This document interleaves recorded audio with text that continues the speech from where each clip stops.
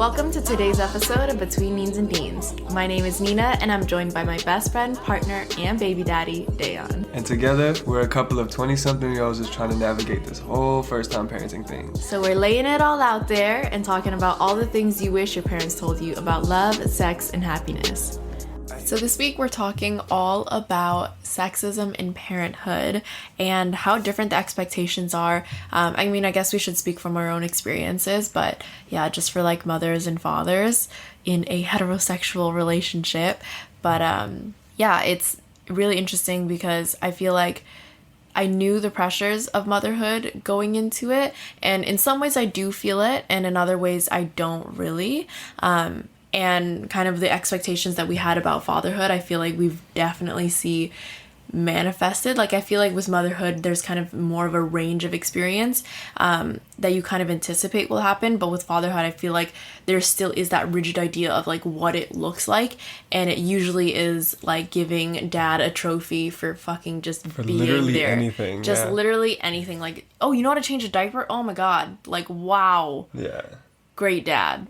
It's crazy. I mean, like, yeah, because there was a time where I went for just a walk in the neighborhood with just Blue, and so many older people were just, like, applauding me, saying, "You're a great dad." And it's like, they don't even know, like, the type of parent I am. I'm literally just taking my child out for a walk. That's, like, the bare minimum. Yeah. Which is, like, insane that, like, there's so much pressure put on the mothers, and then for, like, men, it's like, we get all this celebration for literally doing the smallest of things, which is, I feel like it's so backwards. Yeah, it's like, I feel like we read a couple articles where people said that, you know, like, you shouldn't feel lucky because your husband or your partner is present, because that should be the expectation. But I definitely do feel lucky. Like, I mean, I guess maybe that's kind of also like, as much as we feel like we want an equal partnership, like, we're very much aware of like the societal pressures or norms that kind of fall into parenthood. And so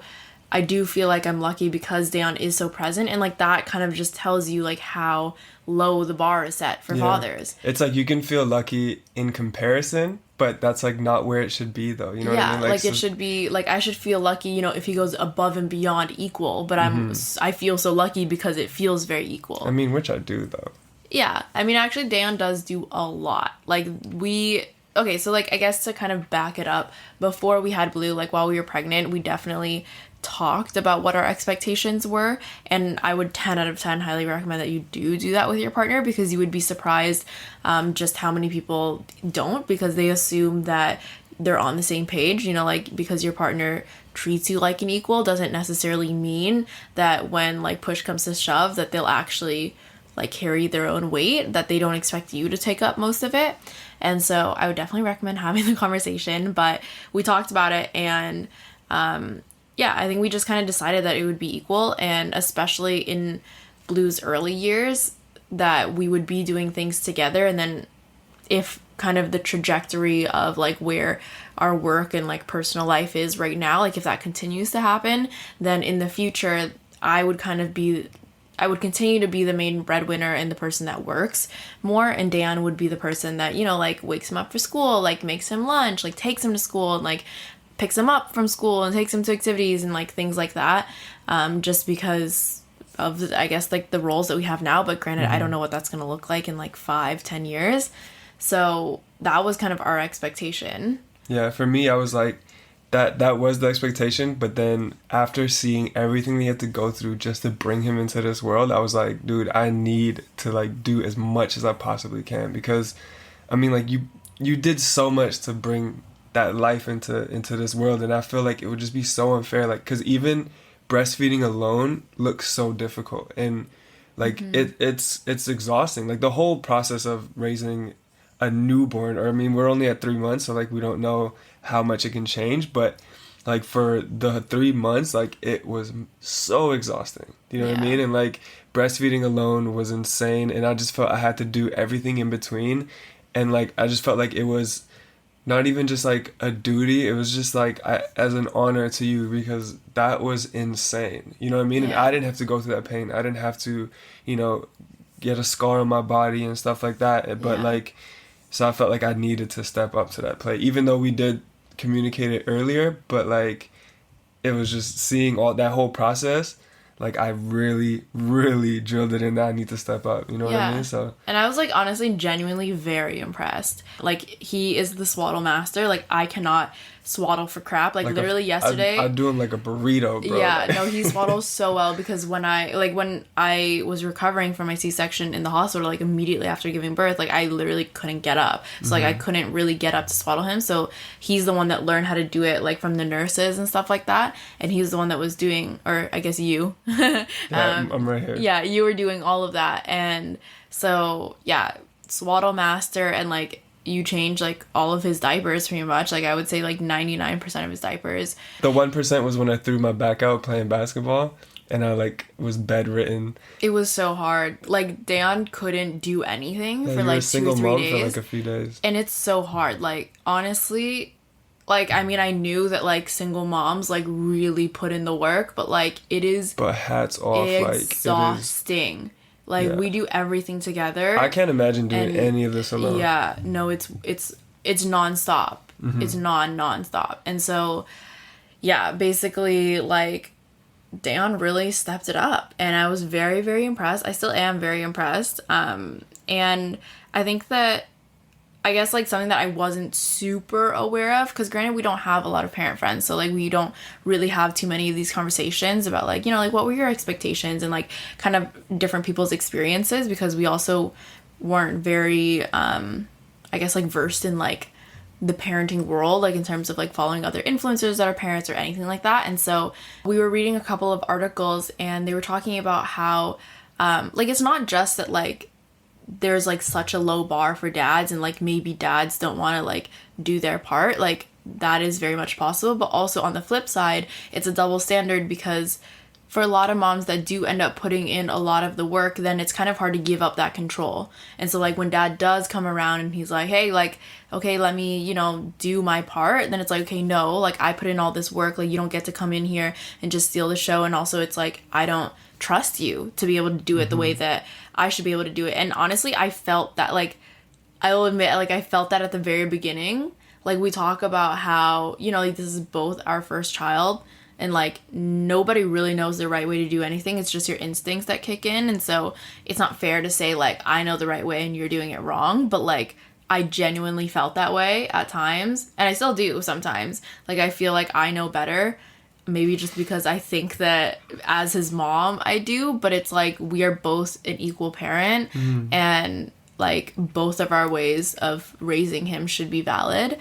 But yeah, so it's interesting because I guess I just discovered that a lot of moms do feel that guilt, but also like control. Yeah. About like don't being want able to give up that control. Yeah. And, and so like I get it. Like I feel like I feel that way in other ways in my life, not necessarily like I don't really feel myself being very controlling or like wanting like the validation from Blue, and maybe it might be different when he is older and he kind of has like more of a preference for like either parent. And I also read that that is normal and it happens and it sucks and it hurts, but it passes. Like kids just go through phases where they're all about mom, all about dad, or like just one parent over the other, and it passes. So I already anticipate, like sometimes Blue will smile like way more at Dayon and then he'll look at me just blankly and I'm like, what the heck? Like it sucks. It really, really sucks. But like, so I get it. Like I get that. It's not personal. Yeah, it's not personal. And like I get why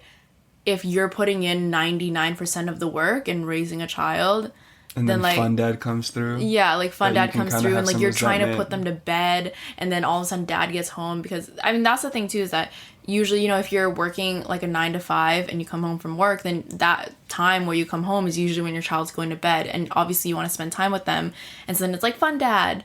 And so like I totally get how, you know, like you work all day and then dad comes in and you kind of unload, like you don't realize that you've been harboring this resentment all day because it's so hard. Like the work is so hard 100%. that like your partner walks in and it's just like, oh my god, like I can't believe, like I need you to just deal with this, and it's like, whoa, like what did I just walk into? So I mean it's rough from either ends, and every couple is going to be so different in how it is that you're going to approach it. And I really think that the best thing is just communicating to your partner. And like even when you did throw out your back, like the moments where I would have to go do something and I would just be like, oh my God, like, can you please just hold him?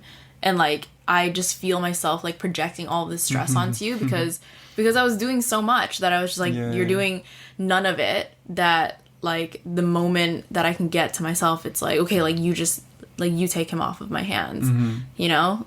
So like we don't know too many parent friends, but we know a few, and it seems like a lot of them are in a situation where it's more one-sided, like where the mother is doing most of the work.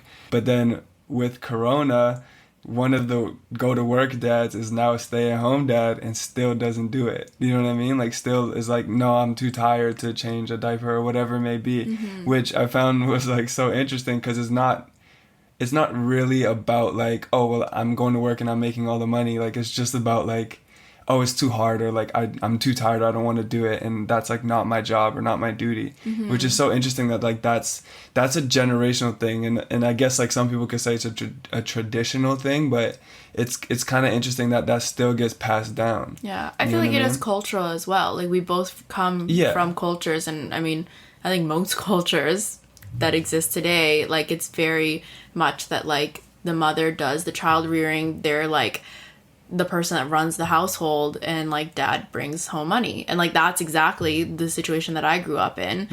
Yours is kind of different, like both your parents worked, but yeah, for me it's like my mom stayed at home and raised both of us, and I like that's why like I get the whole mom guilt thing and like about not being able to give up control, is because like even though you want, like I know for my mom, like she's talked about it with me, like even though she wanted my dad to do more in terms of like like helping to take care of us, at the same time it was also like not really being able to like trust him to do it right. So would she give up that control? She probably wouldn't, right? I don't know. I honestly don't know. I think like I know my mother wouldn't. Like she would want my dad to do more, but she wouldn't give up that control of being the mother that does everything. I think for my mom, it was more of she really wanted the recognition. Like, I remember growing up and her always, like, making sure we knew, like, how much she did for us. And it was so annoying to hear when we were growing up. But, like, genuinely, like, I look back and it's, I mean, now being a parent, like, I understand. Like, I can't imagine, like, raising two newborns, essentially, kind of at the same time. Like, me and my brother aren't twins, but I was conceived 4 months after he was born. And so it's literally so soon after, and your work, like raising one child is so much work in and of itself for like the both of us. Doing it by yourself and then being pregnant and then doing it with another child is just ridiculous. Yeah, and like you're still going through the first child going through everything that they have to go through. Yeah, you know what I mean? So it's like I know that my mom really drilled it in us that like you're gonna give me the validation that I seek. And I mean I did. After I like grew up and I realized how much work she put in, I was like, yes, thank you so much for everything that you did. The moment we FaceTime after Blue was born, she's like, you see now? Yeah, and I was do you like, have more respect for me? Yeah, like, I always yes, I've been. Mom. Yeah, but I think it's like maybe I'll feel later. I feel like a lot of these like kind of really strong emotions that kind of align more with like societal expectations that honestly are quite sexist. Like I haven't felt too many of them. I think the one that I definitely haven't is like the guilt. We read about how a lot of moms feel like they are just really guilty if they like let dad do something or if they step away for like 2 hours. I don't feel that at all. I think from like pretty early on, like I would have appointments or I'd go to physio or I would go get a massage, and it was just things that I needed to do for myself because I very much understood that like I went through something major and I need to take care of my body, and that if I'm going to take care of Blue the best that I can, I need to be on point. And so yeah, I would take like an hour or two here and there, and like Dan would watch him, and I would just have like, we would either just have like breast milk or formula that we like panic bought. That we stress bought in the beginning. Yeah, so like we would just have that, and Dan would feed him if he needed to be fed. But other than that, like Dan's fully capable. Yeah, like, fully capable of taking care of him. Yeah. In the same time, like our relationship is so different because we're not like the typical, I guess, like we do both work from home. And you're the breadwinner, you know what I mean? So it's like there's like that whole reversal. We turn like every like gender norm on its head. I feel like in our relationship. So I just want to take the time to talk about Policy Genius. And if you don't know what it is, it's an insurance marketplace. And you might be wondering if you can even get life insurance right now, and you absolutely can. It makes it really easy because it's all online. All you have to do is head to policygenius.com, and you can be working to figure out how much coverage you need. And then also you get quotes to find the best price. So they handle all the paperwork, all the red tape. And if you don't know what life insurance is, like, it is actually very important. We both have it. Basically, if anything should happen to us, then Blue is taken care of because he is somebody that depends on our income. It's not really for you. It's really for the people that you care about. Well, it can't be for you because you're dead. Yeah, it can't. So yeah, that's Policy Genius. They help you get life insurance, which is really, really important. I know we've said this a million times, but we put our money where our mouth is, and we both have life insurance. So it's a must, honestly. Yeah. So if that is you and you need life insurance, then make sure you head to policygenius.com right now to get started, and you could save up to $1,500 or more a year just by comparing quotes in their marketplace. Policy Genius. When it comes to insurance, it's nice to get it right. Get it. Hey. So continue the conversation that we were having before. Like, there is this like idea, this concept that like dad is a babysitter.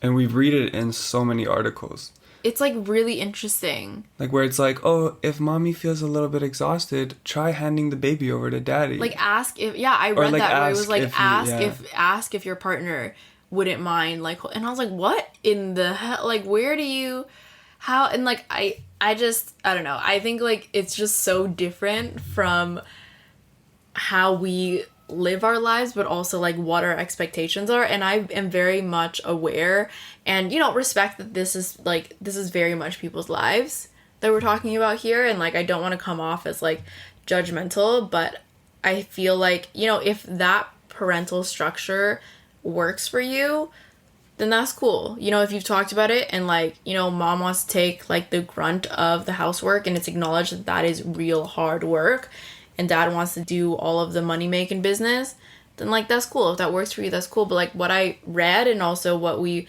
have experienced in conversations is that that's not a very happy place for both people. You know, it's not just the mom, it's like also the father. In one of the articles, they interviewed a few men that say that they wouldn't mind being a stay-at-home dad if it wasn't looked down upon. Mm-hmm. Society is built in a way that it does kind of make it not only tougher for us, but where it feels like, oh, like you can get judged for it. Do you know what I mean? Like, oh, so you're not making the money, or you're the stay-at-home dad.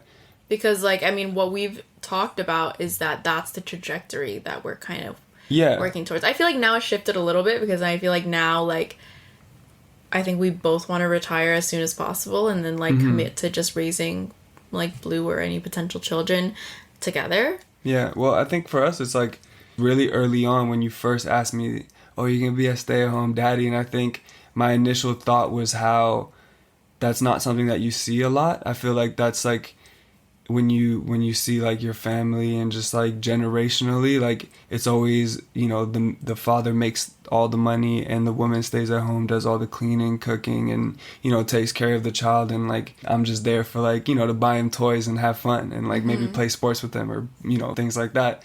And I think like that made me sad when I thought about that, because it's like that's not where I want to be. If I wanted to be a hands-on father, you know what I mean? Like I wanted to be able to like give him lessons and to just like, you know, do everything that I possibly can to be there for my child, no matter what, you know what I mean?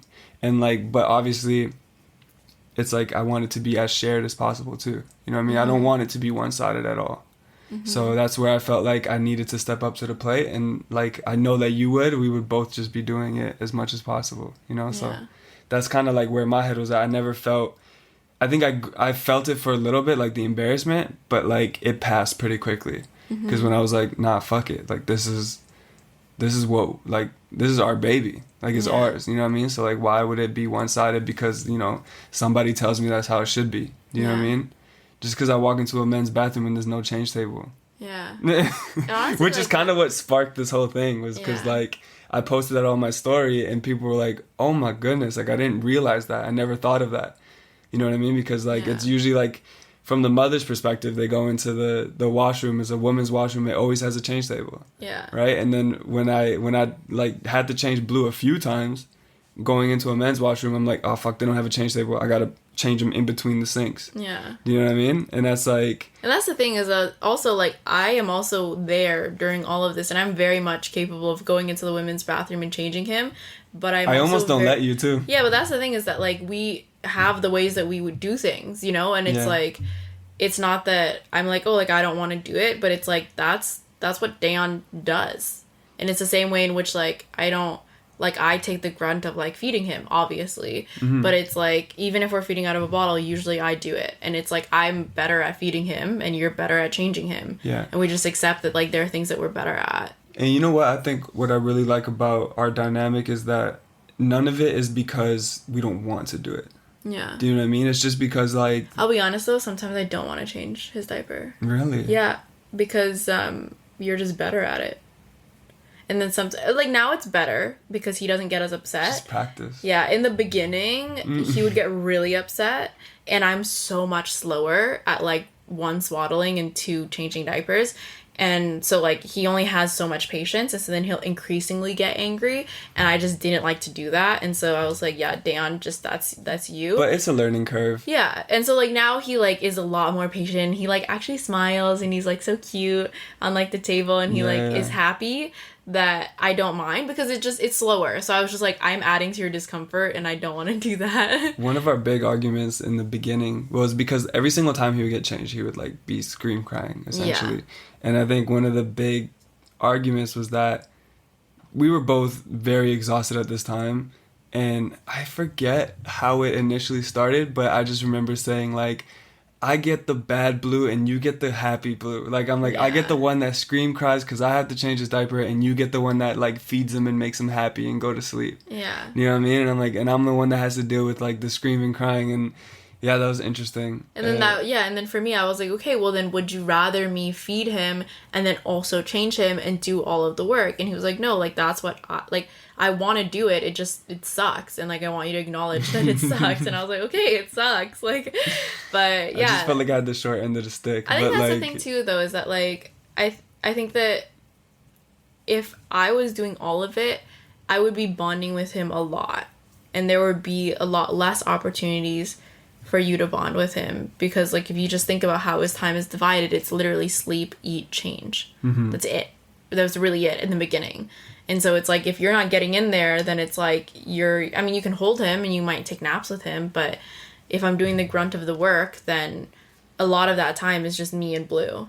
So I think for you, like, part of it was also, correct me if I'm wrong, but part of it was also that you really wanted to have your thing that you could like bond with him. 100%. Yeah. Yeah, I definitely want, and that's why I feel like I don't want to give it up. Like, I don't want to I don't want to be like, I don't want to change the diapers no more. Yeah. Like, I want you to do it. Because, like, I don't want to change that dynamic that we have, and I don't want to lose that opportunity of actually having that, like, proper bonding time. Because even reading articles, like, a lot of them are geared to mothers. Like, there's barely any, like, daddy blogs, so to say. You know what I mean? And the ones that do, the only, like, especially the ones when you read about like bonding with your newborn, and like the only one that's geared to a father is like maybe try skin to skin every now and then, and that's a great way to bond with your son, right? Which is 100%. But it almost seemed like that's the only thing. Yeah. Do you know what I mean? But I feel like there's so many ways, like just being there. Yeah, like, a lot of burping him and like, you know, holding him nonstop and changing his diaper. Yeah. Like those are all ways to bond with your child.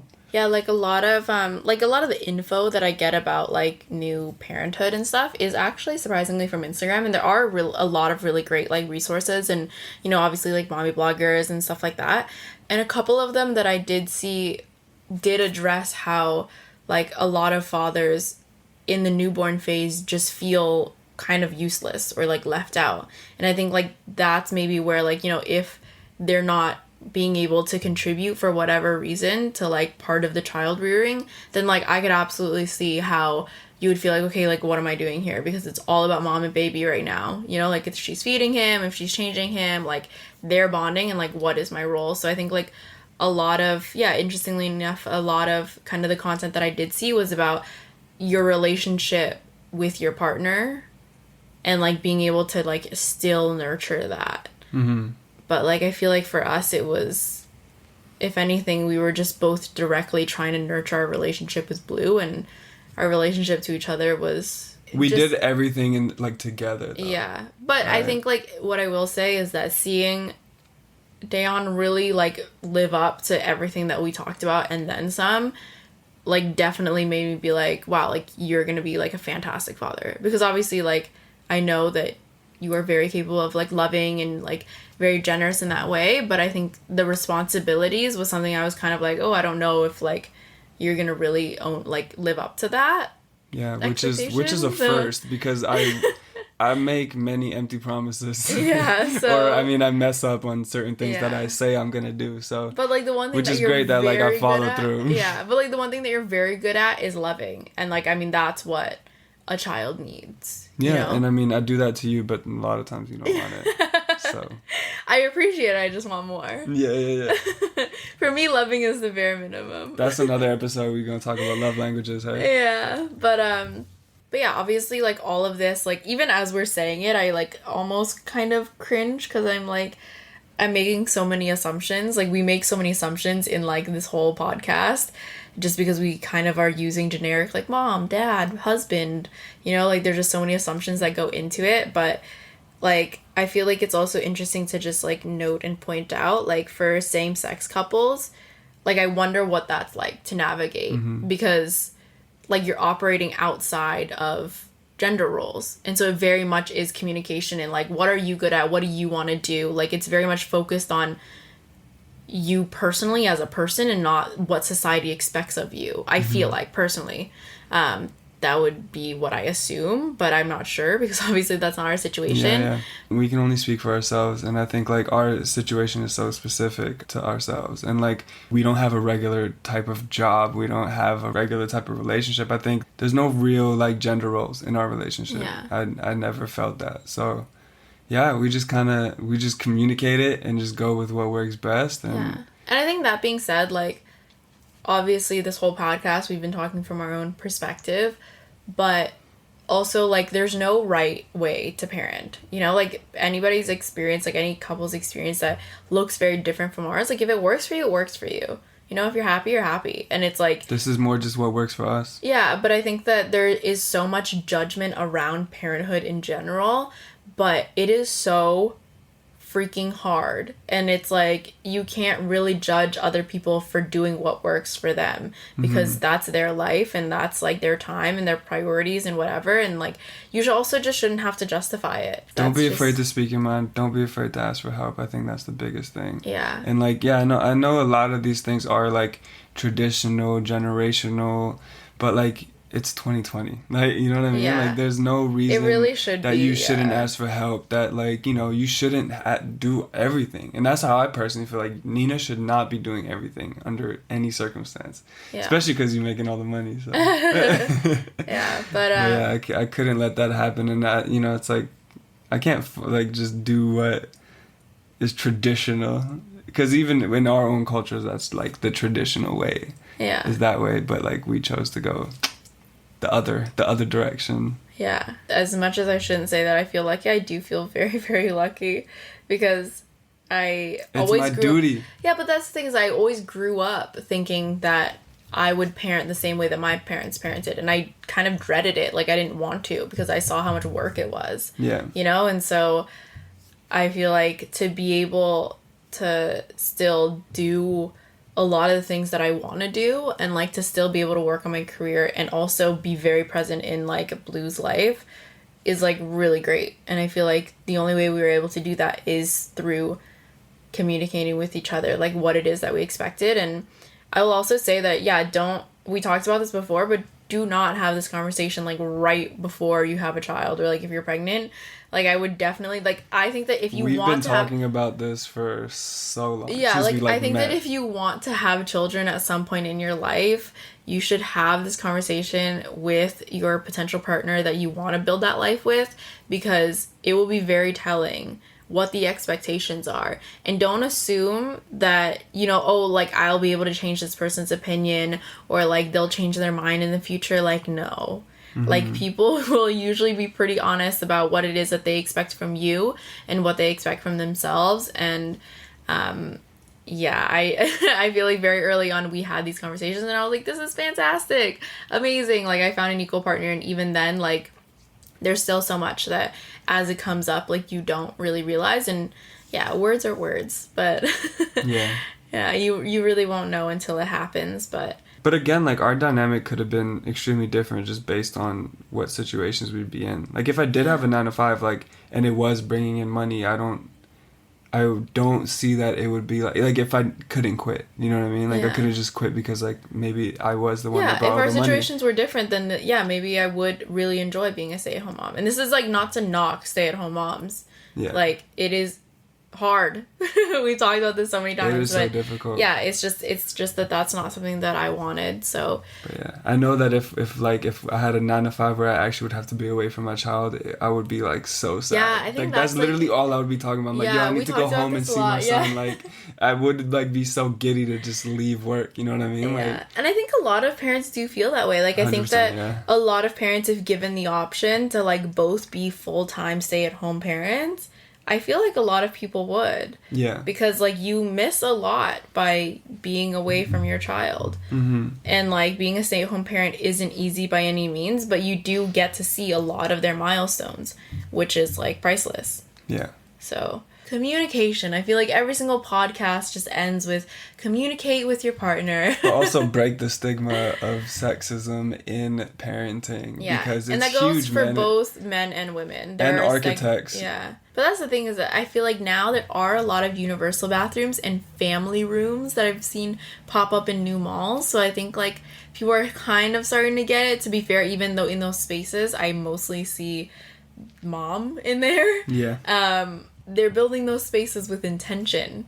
And so hopefully that and having conversations like this does help for people to realize that it's normal, you know? Mm-hmm. And if you're a dad out there and you want to be a major part of your child's upbringing, like, there is absolutely no shame in that, and it's weird that there would be shame in that.